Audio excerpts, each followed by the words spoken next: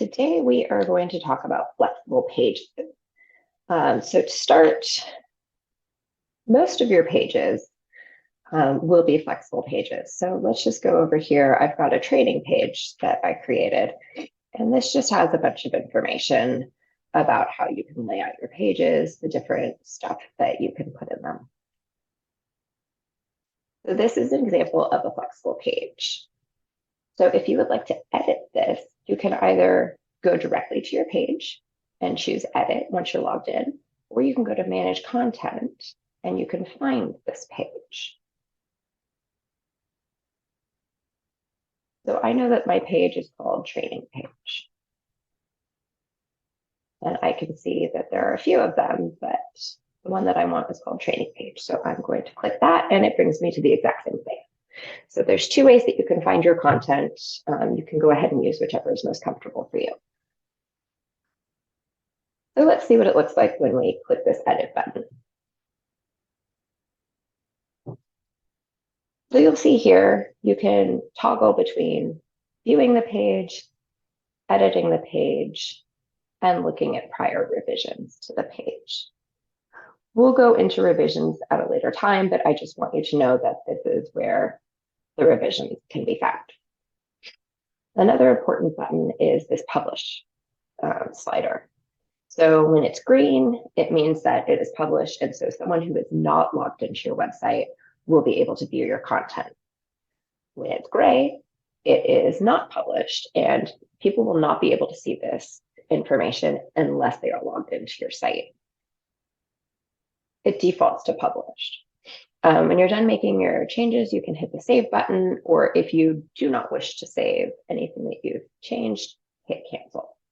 We've also got this button here, which hides the sidebar panel over here and increases the space that you have to edit your content. Some people like to have this, some people like to hide it. It's entirely personal preference.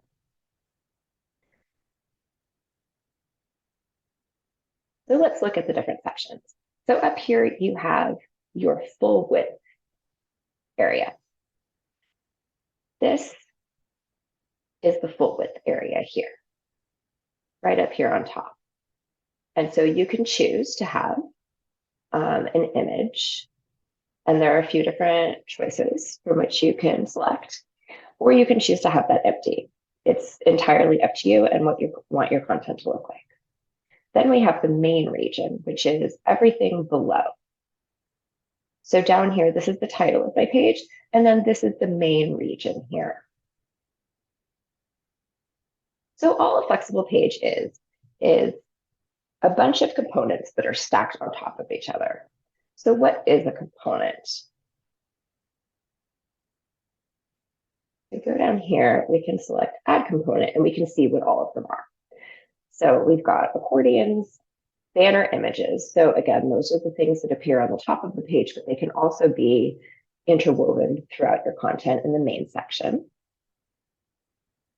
We've got a call out box, which is this little area right here. And then text wraps around it. We've got a collection, which again is essentially making multiple columns and grouping different pieces of content together in a grid. A color band is just a nice little splash of color that also functions as a heading level 2. And you can choose different colors just to sort of make that pop out that, hey, we're talking about a new section. You can add a photo album, and there are a couple of different ways those can be laid out. You can add a postcard, and again, a few different ways those can be laid out. They can be vertical or horizontal, and they can have an overlaid link.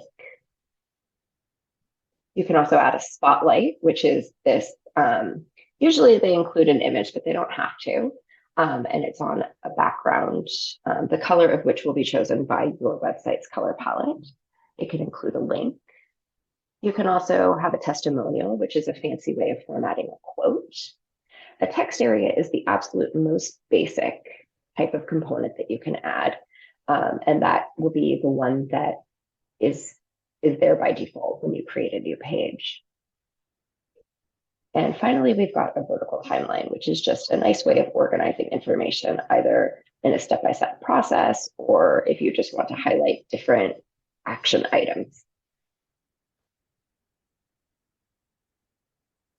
So this is what it looks like when you edit an existing page.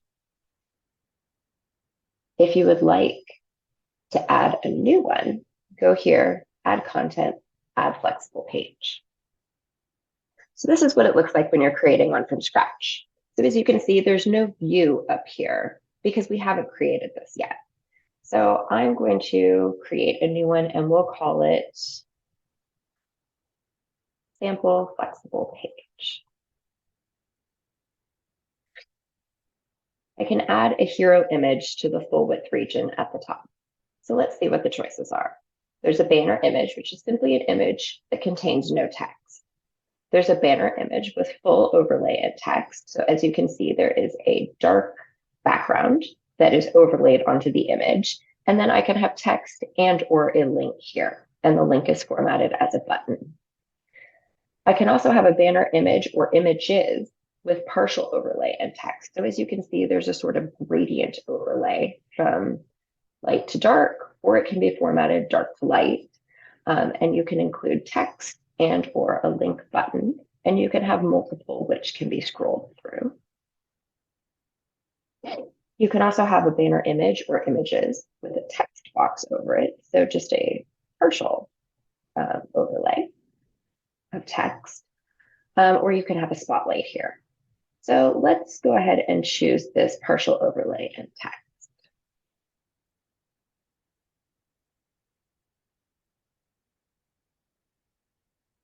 So it will ask you to select your media. You can either upload from your computer, or you can choose one that has already been added to your site.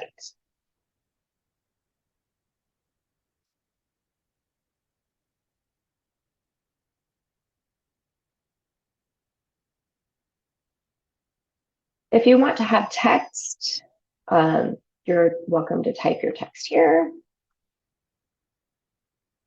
You can also add a link. So I'm going to add a link to the home page. As you start typing, the pages will populate and then you can select the correct one. You can see that change from what I had it. That simply just makes it so that it will always go to your home page or whichever page you've chosen, regardless if you change the name down the road, and it prevents your links from breaking.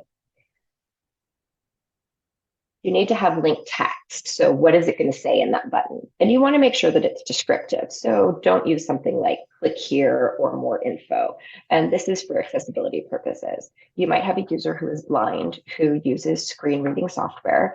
And so that software will actually read these links to them. So if it just simply says more here, the user isn't going to know what that means. So you would write, go to homepage, or something like that. Then here you can choose how you want your image to be aligned. Do you want it to be aligned to the right or to the left? And this will show, I'm sorry, not your image, your gradient. So the dark coming from the left or the dark coming from the right. In this instance, since we've chosen banner image with overlay and text, we can also add a second one, and then the user will be able to scroll between these. So let's add another media item. I'm going to just let this one.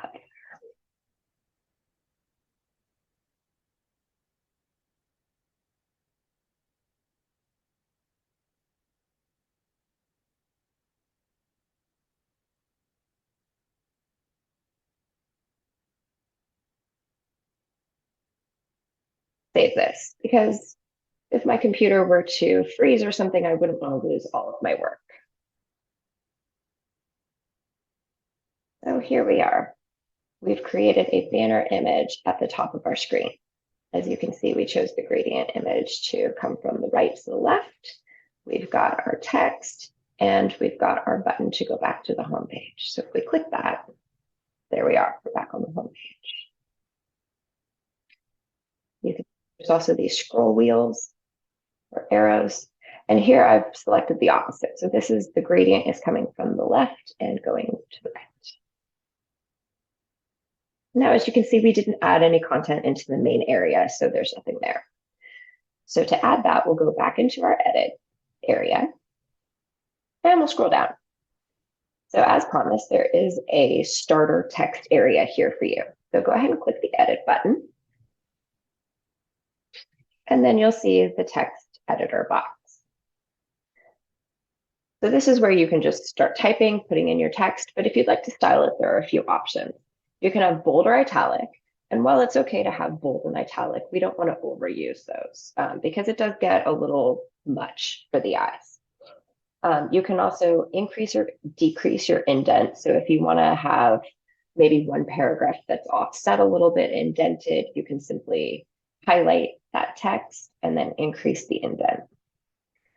You can add a table, although we encourage you to do that very sparingly because it is hard for different screen reading softwares to pick those up. And it's actually pretty easy to make tables inaccessible and have them not follow our accessibility guidelines. So when possible, we encourage you to format your information in a way that does not require a table.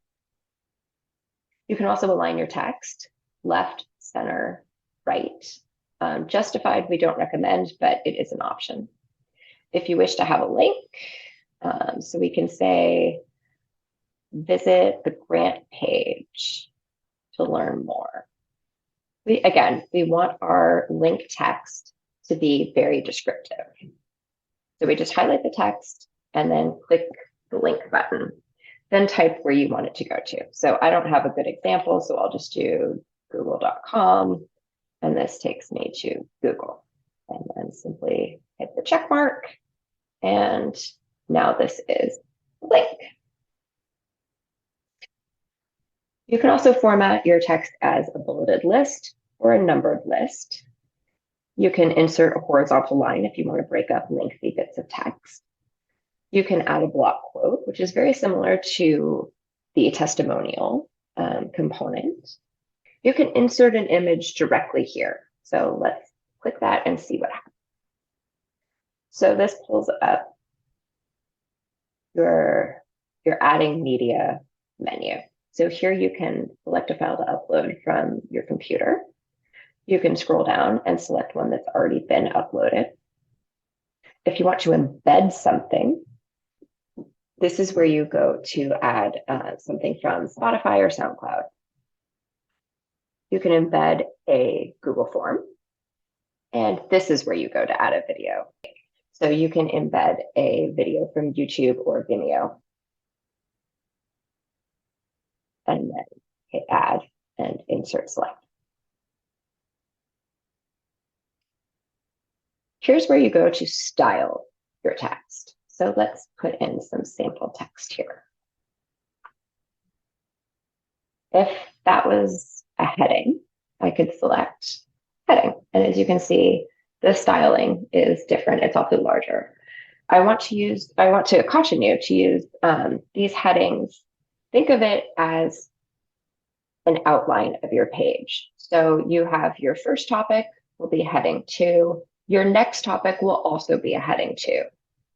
If one of your topics has subtopics within it, then you would use heading 3 for each subtopic. And then when you're going back to another main topic, go back to heading 2. It's very important that we use these in the correct order because, again, screen reading software will pick this up and will give a user who's using their software an overview or an outline. So the user can jump to different sections or can identify that this section is part of this parent section or this is its own section. And it really gives a good layout. It's also helpful for sighted users who just want to see how things are organized. It's much easier on the eyes. You can also style text in different ways. So lead font is a nice one if you want to have text pop out without using bold. Splash font is a nice way to make maybe the first sentence larger, different, We can add animation to it so it kind of pops out. You can have a short line length, which just means that if you have a lot of text, it makes it into a shorter line. You can also style things breakout box. So if you have something that's very important to you, maybe you have a lot of text and you want users to take away one key piece of information, you could have text up here above, have your key piece of information here in this breakout text, and then have additional information below it or something to that effect. It's a nice way to get around using bold or italic. For links, you can also style them in different ways. So you should highlight that first. Then you can make your link into a button. You can make it into a big button.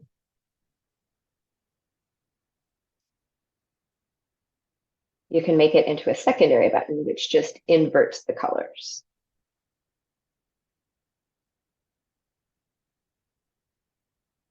You can also format it as an arrow.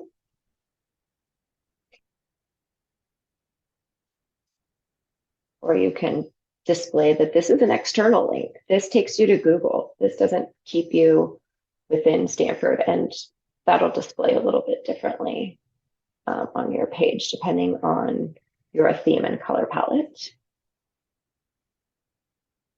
You can also indicate that something is a link to a download. So here is a PDF. As you can see, this little PDF icon goes here. Or if you have something that is password protected, you can indicate that by putting the private link on it. And so users will see that they may or may not have access to that. If you want to get rid of the formatting, you can just hit this remove format button.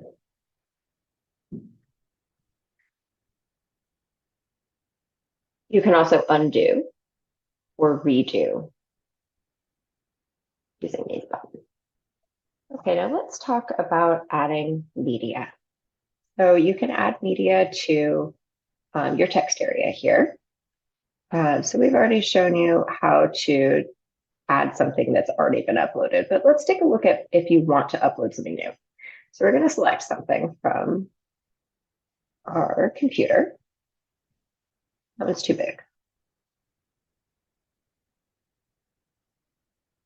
And so is that one. There we go. Third try is a charm. So we've got this image. We're going to click upload and continue. We're going to scroll to the top to see all the options. So I can rename this if I want. It doesn't really matter. I'll just call it main quad. So this will default to be checked. It's asking if it's a decorative image. It's not. My image is a picture of the main quad, and I'm going to want to have all of my users know that. So I'm going to say here in the alternative text that this is the main quad of Stanford University. You don't need to say anything like photo of or image of, because the screen reader will capture that. And so then scroll down, caption credit. I got this image from Sally Images, Stanford. And so I'm going to save and insert.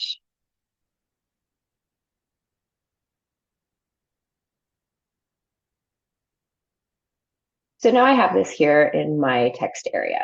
So if I click on it, an editing toolbar will appear. So I can toggle the caption on and off. So I can add a caption, Stanford main quad. I can toggle that off if I don't want users to see it. I can add a link. So if users click on this image, it will take them somewhere. I don't actually want to do that, so cancel. I can adjust the size here. So if I want it to be full sized, I can have it like that. I can have it large, medium, small, or extra large. And then I can choose if I want it to be scaled. So it'll be the same shape as the original, or if I want it to be cropped into a square. And I can do that for any of the size options. And then over here, I can choose the alignment and whether I want it to be wrapped or not. So here, this will insert my image left aligned on my page and will break the text. So there will be no text next to it. It defaults to align center and break text. So there will be no text on either side of it. It will just be centered on my page. Here, I can have it left aligned and have text wrap around it to the side. As you can see over here, the text will wrap on the right of the image and then continue below it. Or I can have the image right aligned and the text will wrap around it to the left and continue below. So that is just a nice way to play with adding an image. Let's take a look at some of the other types of components that we can add. Let's add one of each. So we'll just go in alphabetical order. This is an accordion. So an accordion lets you display information in a more compact way on your page. It will show up as simply the title. Whatever you type here will be the title. And then the body, whatever you type here, will be hidden until the user clicks the plus button. And this is great for FAQ or other lengthy things, like if you have a list of courses that students need to take, or just general information about something that's kind of specific that users may not need to see, or that all users may not need to see. You can kind of tuck it away so that it's there. It'll be searchable, but it won't be taking up a lot of space on your page. So let's do, this is my sample accordion. And this is my accordion text. I can also select this toggle over here to add a button, or it's a link to my page that will allow users to click expand all accordions on the page. So this might be nice if you have a long list of FAQs and you have a lot of accordions. Then the user can just push one button to expand all of them, or they can just expand and collapse them individually. So let's take a look at what our page looks like now that we've added this text area and this one accordion. Let's go up and we'll hit save. So we've got our banner image at the top. We've got our text here. We've got our link that we made, our sample text, and then we just had our image in its full size, in all of its glory. And then down here, we've got our sample accordion. So you can see this expand all link button, or users can just click this and it will look like this. The colors may vary on your page depending on what theme and color palette is assigned to your website. All right, let's go add more features. So we'll go back into edit. And let's add, so any of these banner images will be added the same way as the one at the top did, but I'll add one just so that you can see the difference. We use the same kind.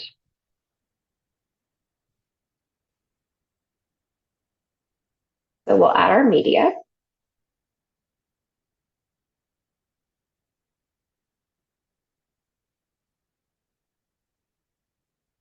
And we'll choose upload and continue. Now this is kind of smart because I've just requested to upload an image that I've already uploaded.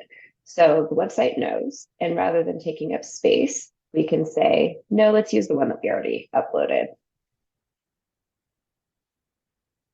And then since it's already there, we can just save and insert that one.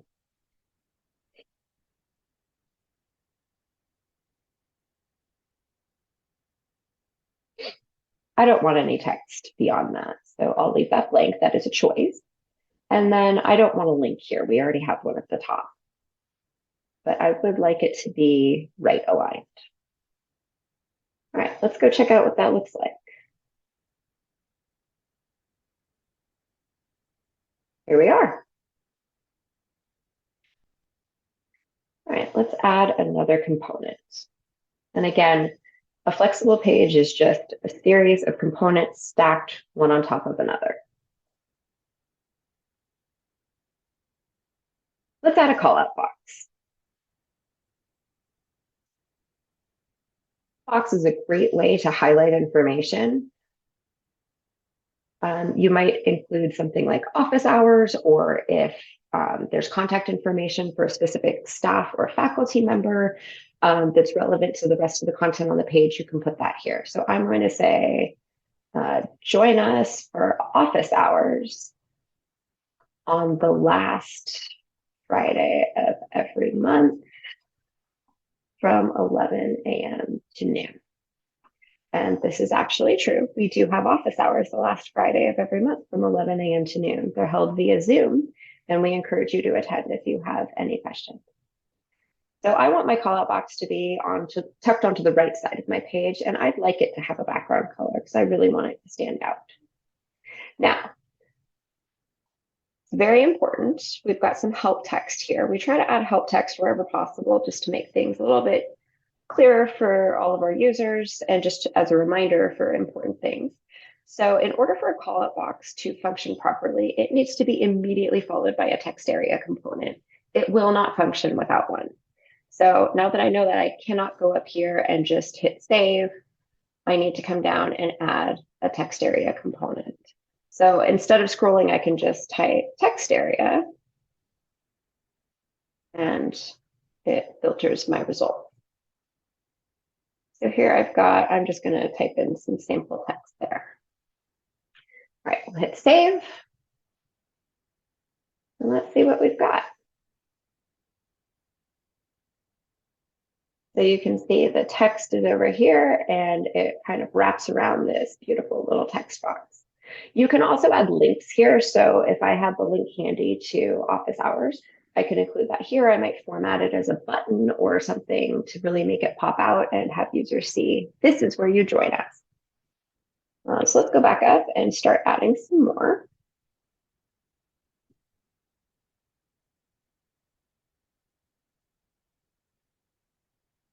We'll skip collection for now, but let's add a color band.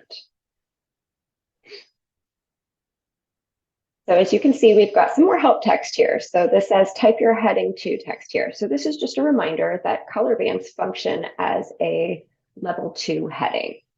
So if you're trying to separate different pieces of information, this is a great way to do that. It also highlights that, hey, we're starting a new section here, and then you don't have to worry about having an additional heading 2 underneath and in your text below.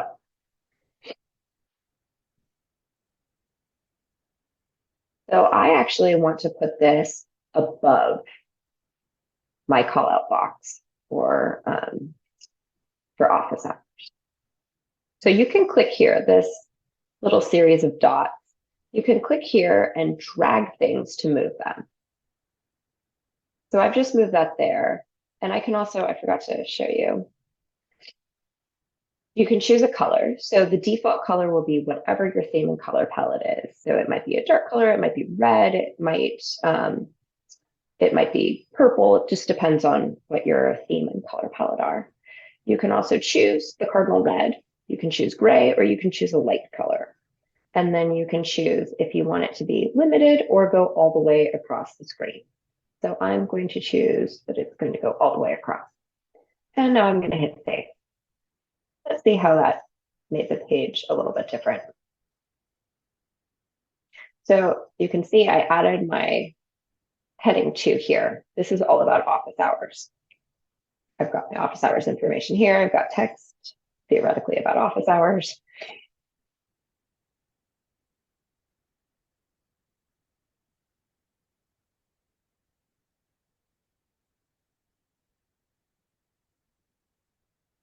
All right, now let's add some photos.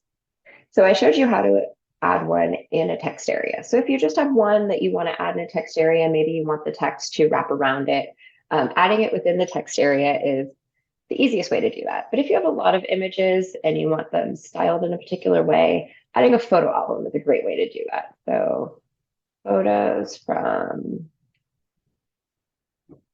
commencement.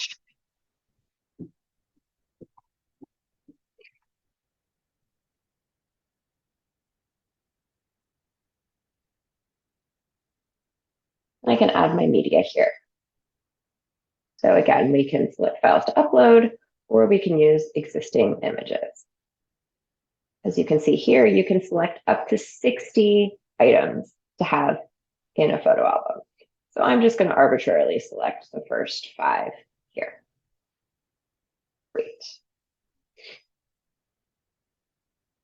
And then I come down here, I can add a link. So if we had a page highlighting our commencement event, I can link to that. But I will hold off on that. You can choose grid, which will show all up to 60 of your images in a grid form, or you can choose slideshow. And save. Let's see what it looks like.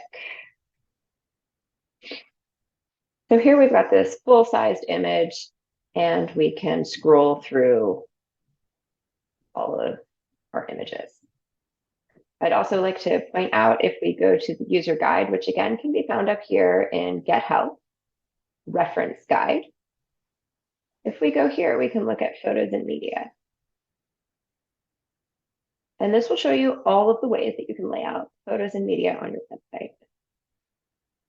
So here, embedding media into a text area and all the different ways that you can do that. Here are the different photo albums. So here's the grid layout. This is what this would look like if I had chosen grid layout. And this is what we just saw with the photo album. Let's try our next component.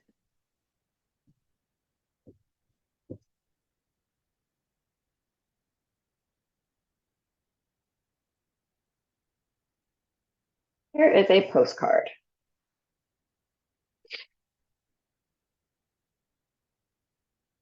So a postcard can have images. They don't have to, but generally people choose to add images to them.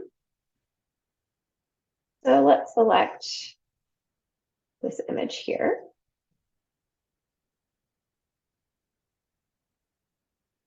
We're going to call this book club. We're going to put information about our book club here.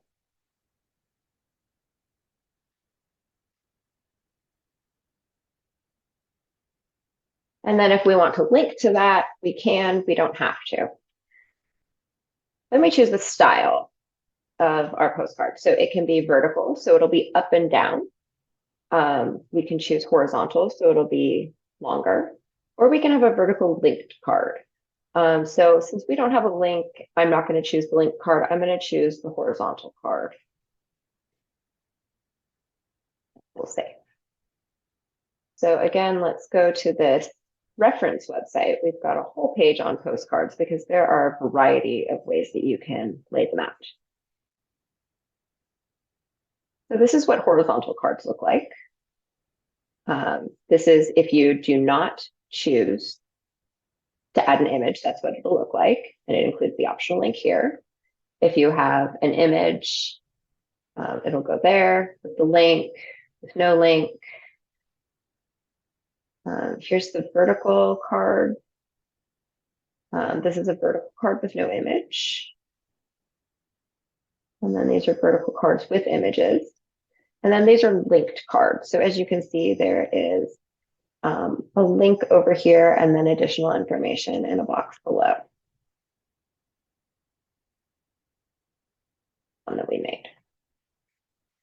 So here is our horizontal card. As you can see, it's oriented so that it spans across rather than up and down.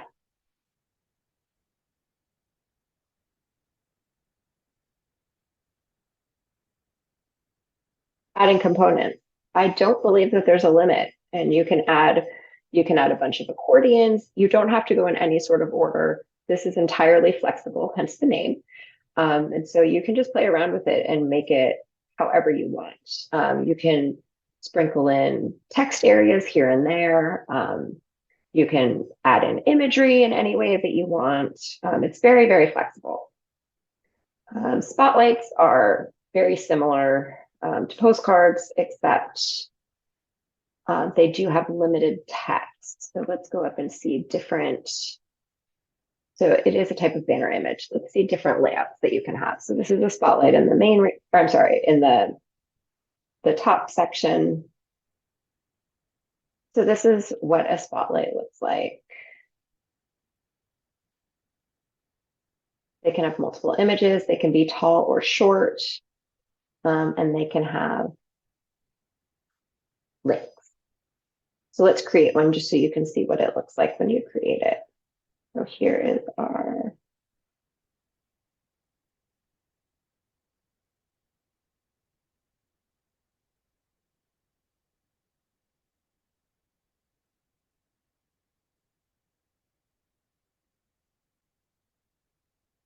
this picture.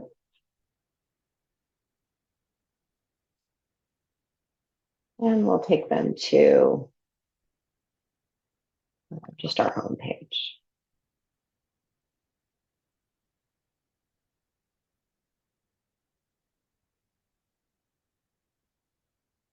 So here I want to do a short spotlight, and I'd like it to have a color. So let's just pick gray, and I think I'll left align it.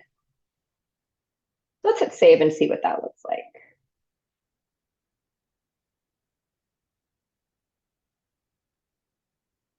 So this is what we made. This is the short spotlight as opposed to a taller one, which would be thicker on the page. We made a button, we added some text, and then you can see we've got the gray background and the image is aligned to the left.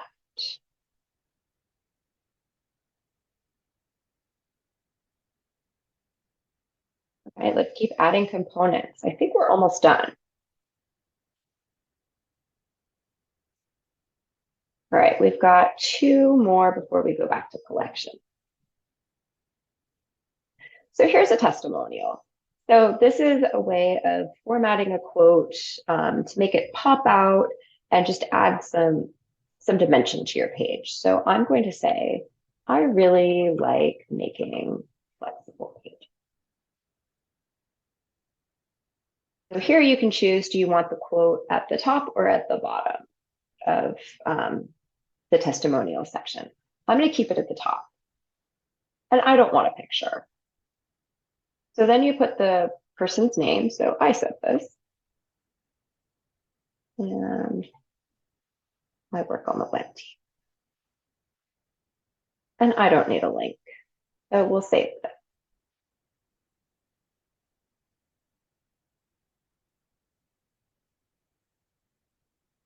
So here's my testimonial. So if I had selected bottom alignment, it would have just made the quote lower.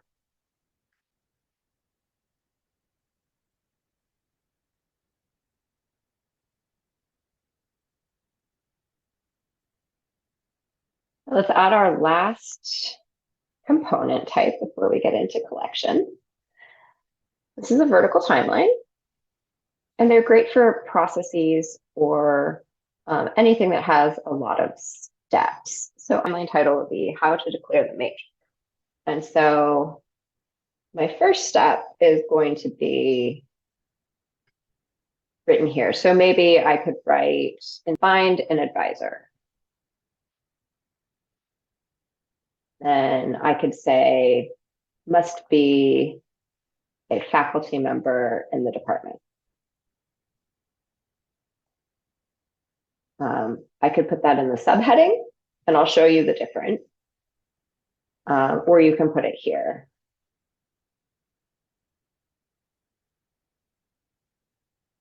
Then I'm going to add my next timeline item. So after you find an advisor, you complete your major declaration form. And you might include a link to it here. So put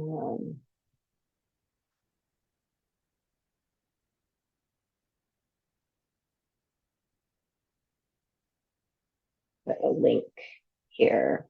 I'll just do a link to Google so that you can see what the link looks like.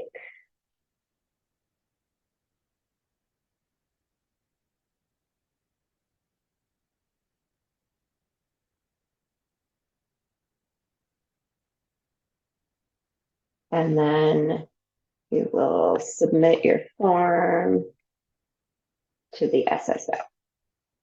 And then you give the SSO contact information.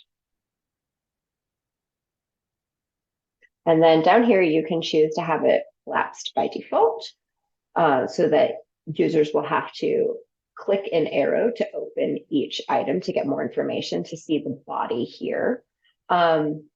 If you want them to just be able to see the information without having to click anything, then you leave it as is. So let's check out what that looks like.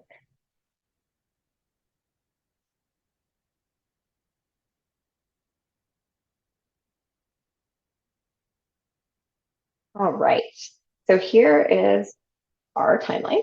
So we have the title here, how to declare the major. So the first step is find an advisor. So remember when we went in and we saw the subheading? That displays in italics here. And if I were to collapse this, it would still show. Whereas the detailed information in the body is collapsed when I hide it. So then we've got step 2, complete your major declaration form. Users can click on that, and then ideally it would go to a Google form or something where they could fill out their details. And then they could also hide that.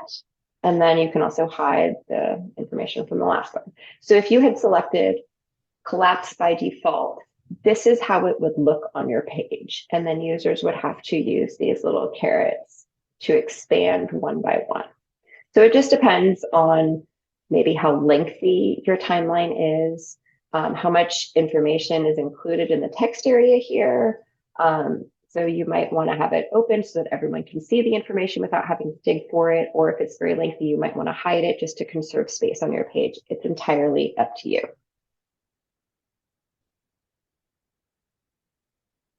And last but not least, let's go into collection.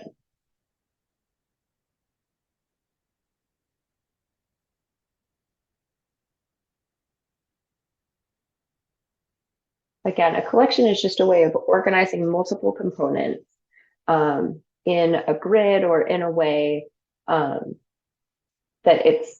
they're all grouped together. So you can choose to have one item per row. You can have 2, 3, or 4. Let's do 3 items. And, I really want these to stand out. So I'm going to have a full width background. That just means there will be a color behind it.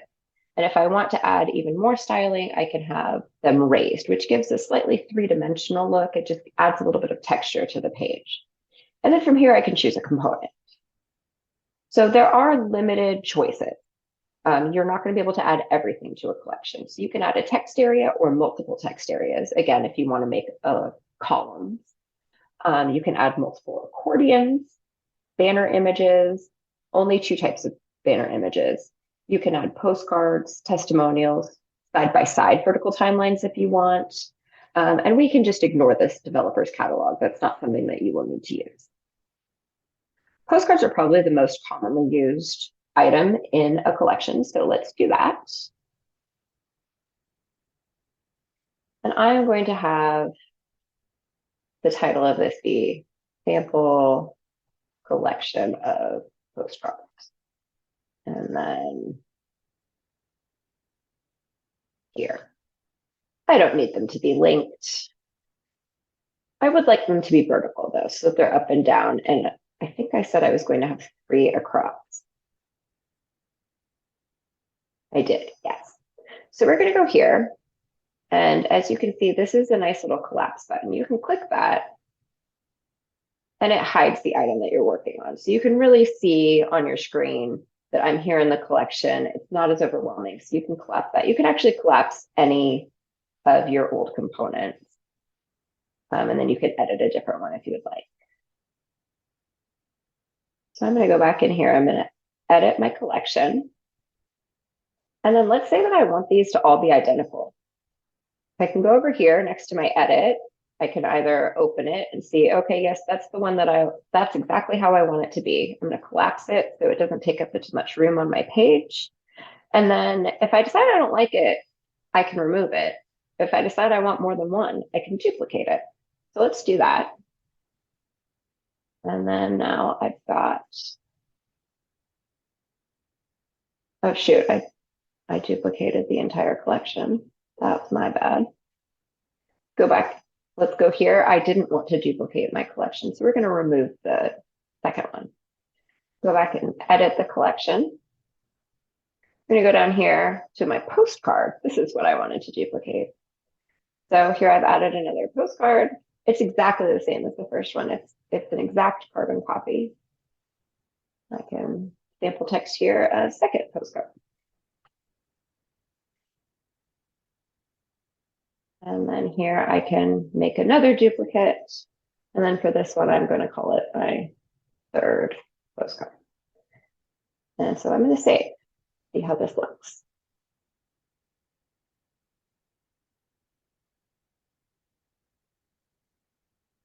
All right, here's my collection of postcards. So you can see this background that I added, this raised. So you can see there's kind of a border here.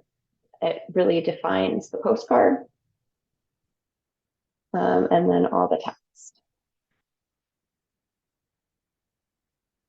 And again, if we go up here to the postcards page on our reference site, this will show,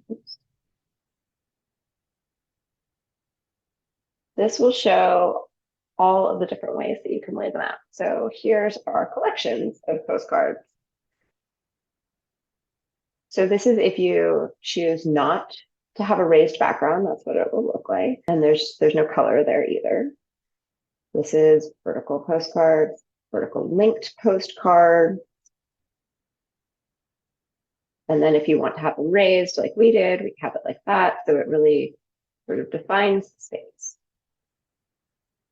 And these are all the different ways that you can lay them out.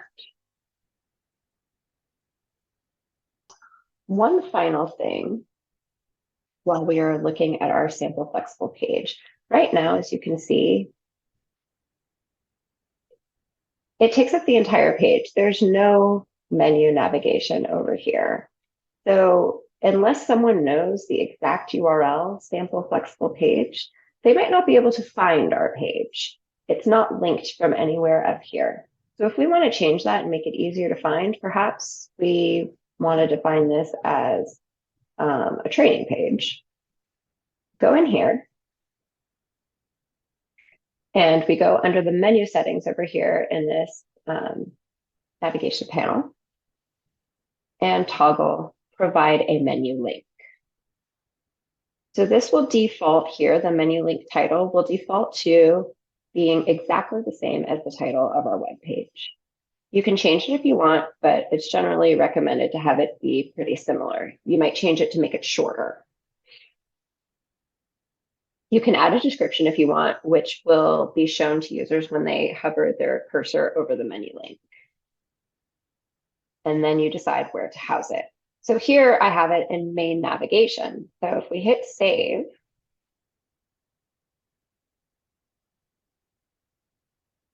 it's over here because we didn't move it under anything else. And we also didn't reorder it. I don't want it there though. So I'm going to move it. I would like it to, I don't want it to be under anything, but I don't want it to be first. So I'm going to move it down here after courses and before publications. And so I did that just by clicking on this arrow and dragging it to the position where I want it to be. So if I hit save, then you can see it's here in between courses and publications. But I really don't like that. I'd really actually prefer it to be under training. So let's house it in the appropriate place. So I just go here to the parent link, and then I go down to training. Now, as you can see, it defaults to being the first page in the drop-down menu. I actually want it to be the last page.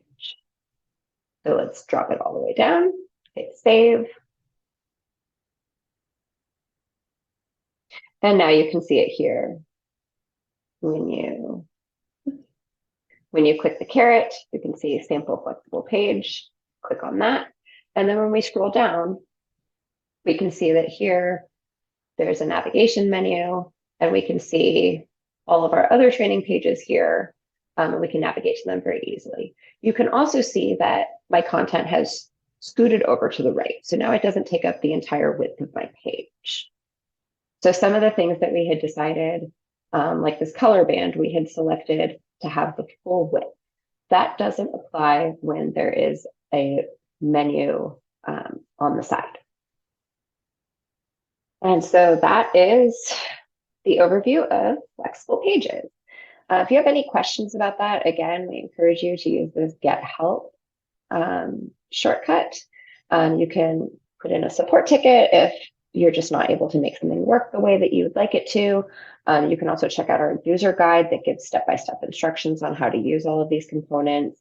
And we also encourage you to to bookmark the reference guide, which again is this page here that gives examples of every single component, how to use them, how they look. It lets you look at it on your site's color palette.